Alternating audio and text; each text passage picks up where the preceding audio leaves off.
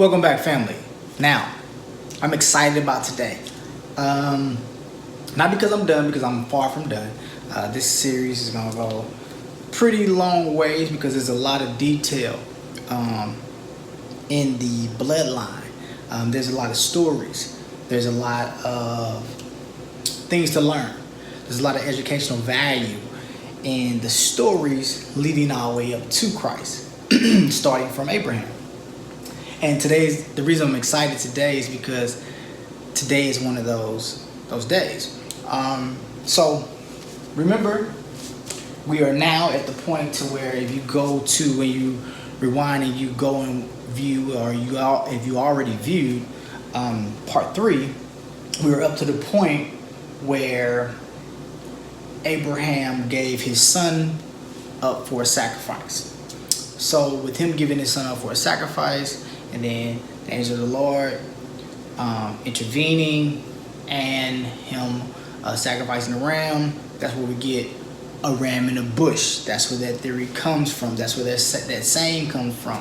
A ram in a bush. God having a ram in the bush for you, for me, that we can make a sacrifice, or we can actually, the ram in the bush where we didn't know what was going to happen, and God had something already waiting to help us out. So, but this right now, so we're at the point of knowing that Abraham, so we write some of this stuff down so that we can be on point. So you have, right now, let me just go ahead and kind of give a brief on what I'm talking about today. So I'm going to talk about the essence and the importance of faith and time.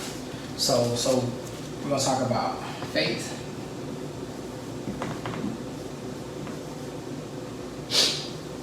and time.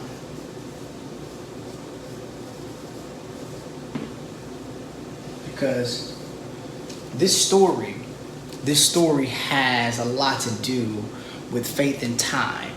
And this is just, like I said, this is still yet the beginning. But Abraham's journey, his story, cannot be untold without talking about faith and time. So let's just go back over what we already know. We know that Abraham was at an older age than most, having a child. When he had the covenant child, not his first child, but the covenant child, where God ordained the child that was going to be the pillar, and the one that he brought change upon. Now, every child is important. I will never tell you that one child is better than the other, because God yet blessed his first son, which was Ishmael. So, but we're going to talk about faith and time, and the lesson using Abraham and Sarah. So, just to recap, that Abraham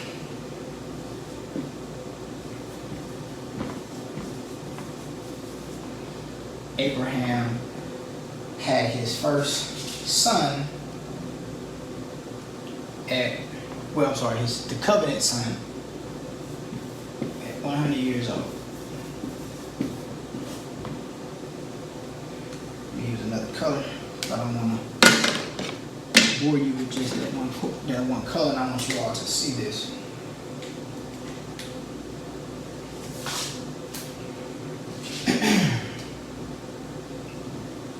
So then we have Abraham's wife, which is Sarah. How do you spell it? Yeah, that's right.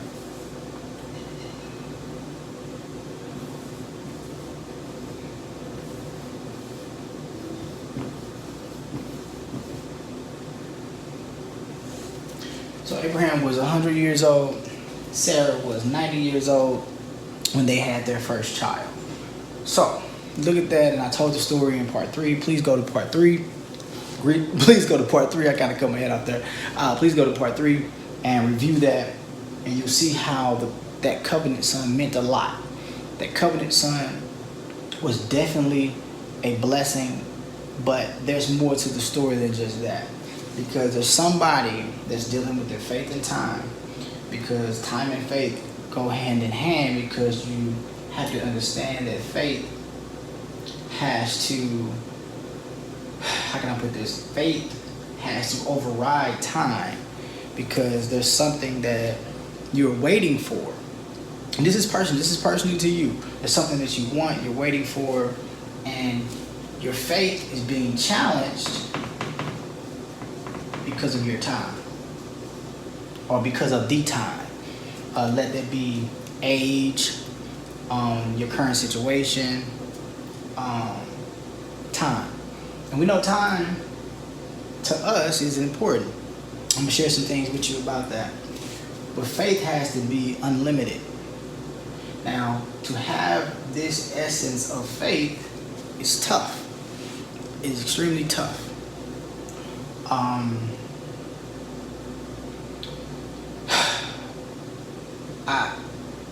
I'm geared to say this because in the last maybe week or two, I've gotten a lot of phone calls from people who have battled with time, and it has challenged their faith. And I too went through a process of my life, and still, it tries to reemerge, but I have to cast that thing down. That where I have a struggle sometimes, and a fight, because it's a fight based off age, based off success, based off just generally being the time in between where you are and where you want to be. That gap in between is always the struggle, because if you know through your faith that you're going to get something, but it's the timeline in between to get it, and it's not always easy. A lot of people say it is. You know what? And I'm gonna say this: it's easy when you know naturally it's something that you can do, that God has already made you able to do, but the expectancy of faith within time can be challenging. I keep saying it because I want to embed that into your head. It can be challenging, but there is hope. So, to go back to the story of Abraham and Sarah. So, Sarah was 90, Abraham was 100. Now, once they had this child, especially for a mother who has waited almost 100 years to have her first child, and she's excited, I know she's happy. What woman is not happy when they have a child? You have to understand, as a human, Sarah possibly battled with, okay, I had this child. Now, how long am I going to live to see this child grow? Because every mother, every parent want to see their child grow. They want to see, the possibilities of the accomplishments through their child's life. But when God does something, you have to understand He's going to not just do it and you not be able to enjoy it. That's what the thing is. People sometimes feel like, okay, if God is waiting on His time, I might get it, but then am I going to have time to enjoy it? And in the lesson of her life and the duration of her child, she did. If God gives you a promise, like He gave her a promise, He's going to put a space of time where you can enjoy that thing. So, in between Sarah having her child at 90 and her dying and her death, let me check it out, because I'm thorough on it, but I just want to remind myself.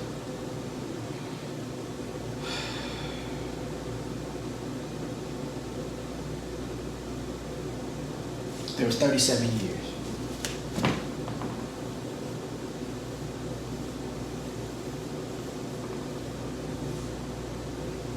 37 years. Let me check my sources because I believe that I'm not. Let me see. I believe that it's so. There's 37 years.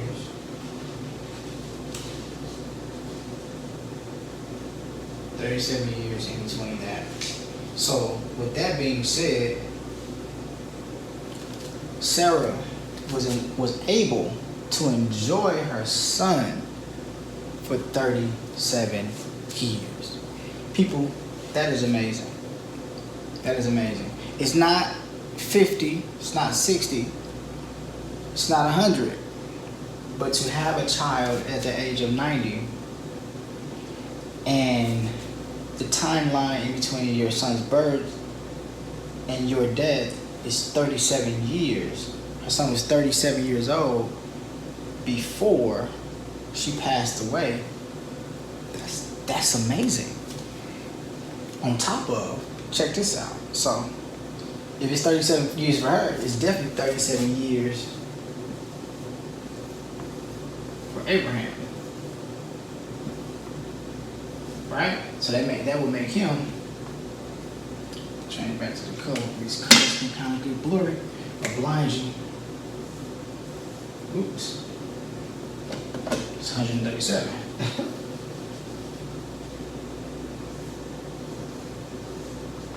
It's 137 years. A lot of people are like, oh, how do you live that long? You know, all these biblical haters and biblical people, they go back and they're like, oh, how do they live 100 and something years? But then you study, but then they're so prone on the enriched part of where we come from, Africa, and you have people that were living the same amount of years, if not more, than Abraham, but you question this, but you don't question that. So I'm just gonna sweep that under the rug and whatever. But Abraham was 137 when his wife dies, and his son is 37 years old. Show you the power of God. So she enjoyed 37 years of her son's creation. That's amazing. So that tells you now, whoever you are, if you're worried about if God is going to give you time to enjoy that thing, He is. Let's say case scenario that God blesses you with the home that you wanted, or with a child that you wanted, to be able to live and see 37 years of anything is amazing. After the fact, you struggled so long and you were weary about it, to see 37 years of anything, of any type of success, is amazing. But to see it plus, which Abraham was to see it plus, that's amazing. That's amazing, people. But it all boils down to taking care of yourself and, honoring, living, having a strong mind, not giving up, eating right, and, doing the best you can in your life to actually hold up your health. And, a lot of people talk about chronic diseases. Well, when you think about chronic diseases, most chronic diseases are caused by food, by what we eat. That's another topic. You can also check out my page, and you'll see my friend John teaches a lot about healthier eating, show that I'm producing, but that's neither here nor there. But if you choose to check it out on my channel. It is there. But we're talking about the length of time based off faith. So, ironically, these two have a child because of faith. Because of faith. They had to wait a time frame. Time, right? Time, faith and time, they go hand in hand. Let me tell a story real quick. Let me pause this right now with the 37 years after the fact that she had a baby. She lived another 37 years to see her son to be 37. That is Isaac, who is 37 years old when his mother passes away.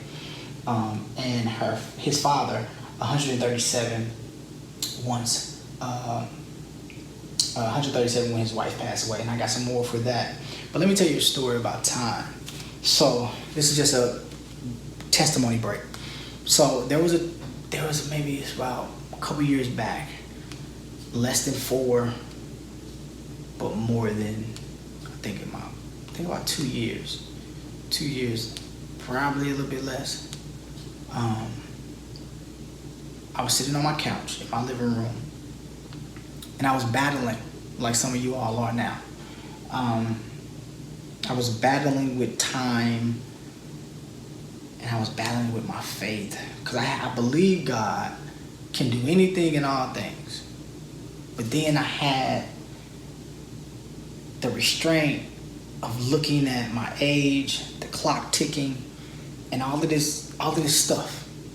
So I was on my couch and I was just battling with it in my head, and I heard the voice of the Lord, and it said, look at the clock. And I said, okay. I looked at the clock, and then I heard the voice of the Lord say, you remember my servant Sarah?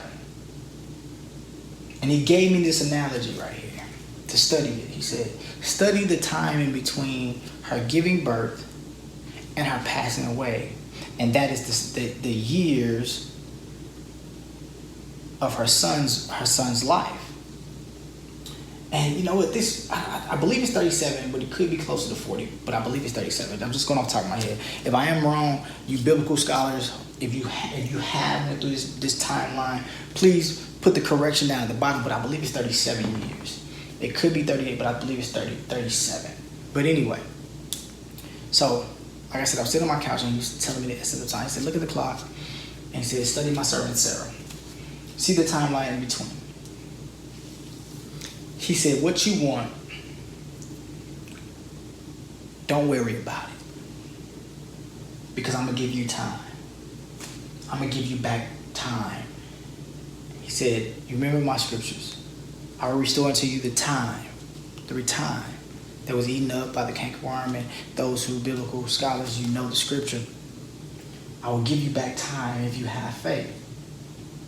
So I was like, okay, God, I understand. You gave me the analogy, I'm going to study it, and I did, and it blew my mind when I studied it. And then this one with Abraham also blew my mind too, because I had to study, because it led me to study him too, and God knew that. But then he said this. He said, look at the clock again. So I looked at the clock. He said, understand that time, in the sense of humans' time, is our clock. It's our clock. We look at the clock and say, well, it's 4, 5, 6, 7, 8, 9, 10 o'clock. He said, I don't look at a clock. I do things at the appointed time.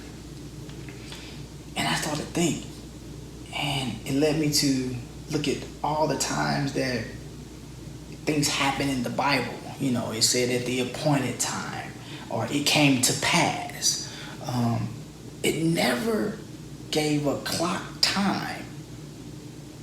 It may be some time where there was a mention like in 3 days or within a year, you know, this will be happening. But the essence of faith and believing has no clock. He said, I live in eternity. You live in time, so you punch in the clock. But I don't function and work off your clock. That's so deep, people. Family, that's so deep, because we always ask for something, pray for something, speak our affirmations, our prayers, our desires, our wants. But what we do is we look at the clock, because the clock is ticking. And we look at ourselves and like, well, how much time do I have? Well, if you pray for it in faith and you believe God for it, with the definition of faith, the substance of things hoped for, the evidence of things not seen, time doesn't matter. Because if you have the faith that you're going to get it within time, when you get it in time, God will preserve the years for you to enjoy it. i.e. Sarah. 90 years old. 37 years later, she passes away, but she has a beautiful son that grows up in the house. 37 years old, she passes away. So she got to enjoy 37 years of her son. So she had a lot of time with him. Yeah, she didn't have, like I said, she didn't have 50 years. This is a lot of time. A lot of time. There's the people out there that don't enjoy this much time with their children. They don't. This is a blessing for her to be 90 and enjoy 37 more years with her son in good health. In good health. So I don't know what you're battling with time and faith, and I don't know what you believe in God for. I don't know what you believe in God for. But what I will tell you this is, God has the time. He has the time. He has the time already set aside. He will restore unto you the years that you've lost, that you felt that you lost. You might not be the same age, but He will restore into the years. You know how I know He will restore into the years? There are people in this world who are living better at an older age than they did in their younger ages. Their younger age, excuse me. So, and people that are living longer based off health purposes and enjoying life. So I'm not saying that you're not gonna get what you want for a very long time. I'm not saying that. I'm saying you can get you watching this video right now, you can possibly get exactly and all that you want tomorrow. Tomorrow. You can get it. I know you can. I can get all that I want tomorrow. That's the expected faith. That's the second part of what I want to talk about for the next 5 to 7 minutes. Expecting faith. The expectant phase. Expecting faith. The expectancy of what you want. How you want it. Because there's certain things that all you have to do is program your mind to believe, and believe wholeheartedly. That's faith. That's time. Expecting something to happen. When God told her this thing, she expected her son. She expected her son. She didn't know she was going to live another 37 years. I know it kind of, she was human. I know she was wondering sometimes. But then she just said, I expect to enjoy him. And she did. Enjoy this son for 37 years. That's an amazing thing. So, the expecting faith part. Expecting faith part. Excuse me. Tongue twisted a little bit for me. The expected faith part. It's certain things that we expect, and we don't even know we have faith in the expectancy. I.e., if you have faith in something and you really believe God, despite time, you expect it to happen. Now, I know a lot of people said, I heard that in synagogues, the churches, whatever, expecting faith.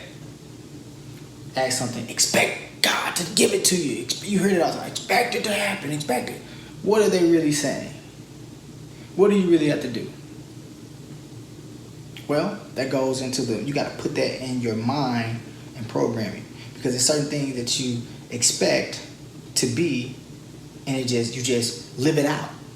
When you wake up in the morning, you expect to be to use your hands. You expect to open your eyes. You expect to be able to get up and walk to the bathroom. You expect to do that. But there's been people who have woken up and they don't have the activities of their limbs. But it's already in the subconscious mind of being an expectancy. There it is. You expect it to happen just like that. You expect it to happen. Why do you expect it to happen? Because it's like, oh, well, I woke up. If I'm alive, I just have the activities of my limbs. Are you sure? There's people who wake up. They can't move their arm. Can't move their legs. Can't open their eyes, but they can speak. Or, in some cases, there's been people who people thought they were healthier than a horse. They didn't wake up. They expected to wake up. Family expected them to see them the next day, wake up. Just ironically, they didn't. That's what expected faith is. If we can program our faith to have the expectancy of waking up in the morning, being able to, like I did, just scratch my head, just when it itches, scratch it.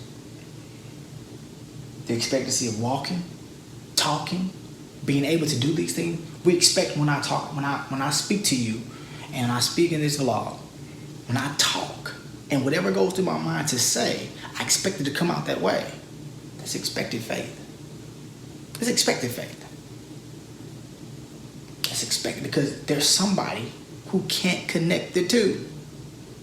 We're programmed to do that through the process of growing up. It's a learning process. You learn how to talk. You learn how to use your mind to think, to outthink, to think through. And you expect certain things to happen. If you study for a test, you really study for a test, you expect to do well on that test. Why? Because you practiced it. You practiced. So if you practice your faith more and more every day, the things that you pray for, the things that you want, expect them to happen because now you're gearing yourself up for all your expectations, for all that you want. You're preparing yourself because why? You're preparing yourself because you're expecting it to happen.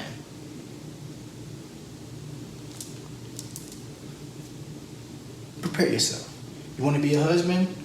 Read books on family. Read books. You want to be a wife? Read books on being a mother, being a wife.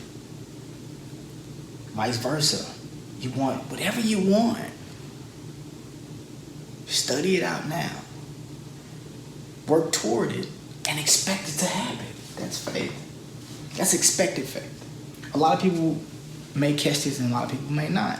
But I hope you do. Because it's important.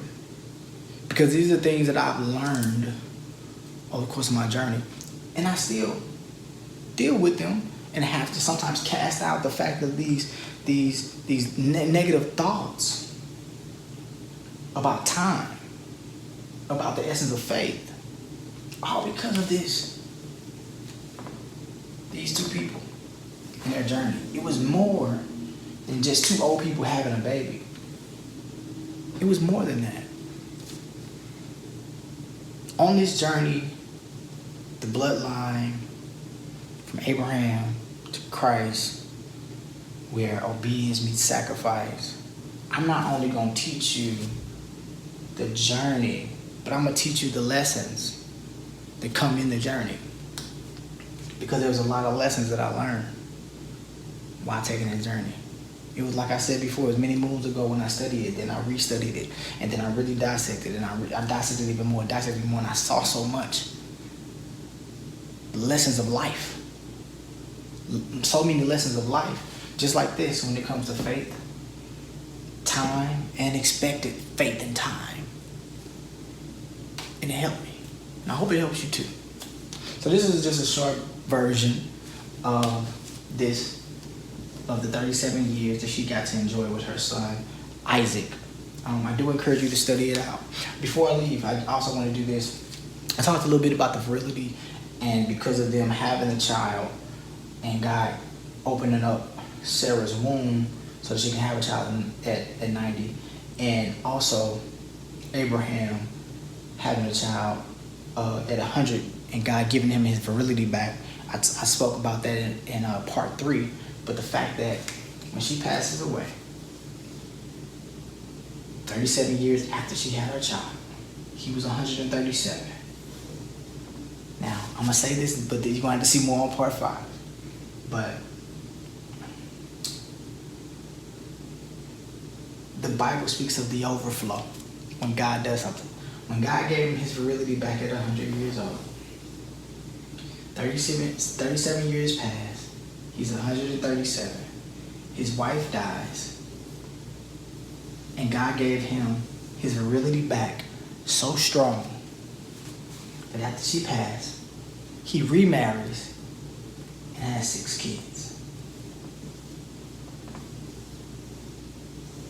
After the death of his first wife, God gave his virility back so strong that he said, I may have given you one promised son, but I'm not done with you. And he gave his virility back. So at 37 years old, he went on to have 6 more kids by another woman. So Sarah gave him one, Hagar gave him one, and there's a woman by the name of Keturah, Genesis chapter 25, where Abraham has 6 more children by her in his old age, because God gave him his virility back so strong that he was able to have 6 more children within his journey of life. And that's a big thing. And he lived until they were older, so he can give them gifts and send them on their way. And we'll talk about that next time on the Bloodline. But I wanted to talk just for a second, well, more like 30 minutes, and give you a little bit about faith and time. And I hope that I encourage someone's faith in your journey and what you want. And I want you to believe God, and I want you to stick with it. And I want you to prepare yourself for whatever you want and know that it's going to come. I'm not a prophet, but I'm speaking prophetically. And I'm saying, whatever you ask for with God, believe that you can. Believe that he can. Believe that he can do it through you, and he can give it to you. And your faith and the time that he has in between will come together, and they will match your faith, and they will come to pass, and he will give you years of enjoyment of that thing. 37 might not be your years. Your years might be 50, maybe 60, maybe 70. Who knows? Only God knows. But I know he will give you the years back to enjoy that which you are praying for, that which you want, that which you must have, that which he has promised. And it's a covenant. This is a covenant. You gotta understand, people, this whole journey, what I just spoke about, faith and time, it's a covenant. The child was a covenant. God restored the years, and he helped. So, see you next time. This is not the Mr.ThinkSmart show. This is not the process. This is my lessons. This is my heart. This is what I do. This is who I am. This is what nobody knew that I would be doing one day. But I have to teach it. I am geared to teach certain things, and I'm pushed within myself, within my inside, within my spirit, to teach these things to help somebody, somewhere, in some land. So, see you next time. So I salute the divinity in you, and I will see you next time. Peace.